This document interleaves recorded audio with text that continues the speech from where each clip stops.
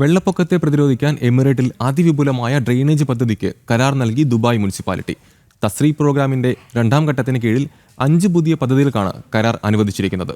ദുബായിയുടെ മഴവെള്ള ഡ്രെയിനേജ് സംവിധാനത്തിന്റെ കാര്യക്ഷമത വർദ്ധിപ്പിക്കുന്നതിൽ സുപ്രധാനമായ നീക്കമാണ് ഈ കരാർ.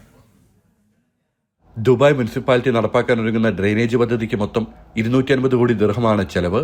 ഏതാണ്ട് 430 ദശലക്ഷം ചതുരശ്ര മീറ്റർ നീളത്തിൽ 30 പ്രധാന പ്രദേശങ്ങളായി നിർമ്മിക്കുന്ന ഓവുജൽ പദ്ധതി 2040ഓടെ 3 ദശലക്ഷം താമസക്കാർക്ക് പ്രയോജനപ്പെടും. അടിസ്ഥാന സൗകര്യ വികസന രംഗത്ത് മുൻനിര ആഗോള കമ്പനിയായ ഡി-ടെക് കോൺട്രാക്ടിംഗ്, പ്രമുഖ കൺസൾട്ടൻസി സ്ഥാപനങ്ങൾ എന്നിവയുമായാണ് മുനിസിപ്പാലിറ്റി നിർമ്മാണ കരാർ ഒപ്പുവച്ചിരിക്കുന്നത്. എമിറേറ്റിലുടനീളം തെരഞ്ഞെടുത്ത പ്രദേശങ്ങളിലെ ഡ്രെയിനേജ് സംവിധാനങ്ങളുടെ പഠനത്തിനും രൂപകൽപ്പനയ്ക്കുമുള്ള 2 കരാറുകളും നടപ്പിലാക്കേണ്ട പദ്ധതികൾക്കായുള്ള 3 കരാറുകളും പാക്കേജിൽ ഉൾപ്പെടും. കഴിഞ്ഞ വർഷമാണ് 3000 കോടി ദിർഹത്തിന്റെ തസ്രീ പ്രോഗ്രാം ദുബായ് മുനിസിപ്പാലിറ്റി പ്രഖ്യാപിച്ചത്.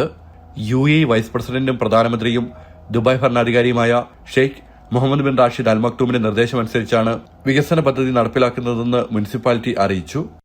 ജനം, ദുബായ്.